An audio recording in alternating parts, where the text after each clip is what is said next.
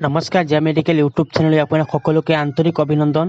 আজি আমি আলোচনা কৰোঁ ডাবৰ কোম্পানীৰ অচুকাৰী চিৰাপৰ বিষয়ে। ডাবৰ কোম্পানীৰ এক আয়ুৰ্বেদিক ঔষধ অচুকাৰিষ্ট।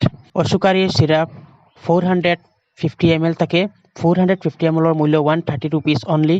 কি কণ্ডিশ্যনত এই ঔষধ খাব পাৰিব? মহিলাসকলৰ গুপ্তৰোগ যেনে অনিয়মিত ধাতু, মাহেকীয়া, অনিন্দা, হাত ভৰি জ্বলা পোৰা, কমজুৰি আদি ক্ষেত্ৰত এই ঔষধ ব্যৱহাৰ কৰা হয়। এই ঔষধ খোৱাৰ নিয়ম 2 চামুচকে দুবাৰ। 2 চামুচ ঔষধ এটা কাপত ল'ব, 2 চামুচ পানী দিব। ৰাতিপুৱা খোৱাৰ পাছত আপোনালোকে এই ঔষধ খাব।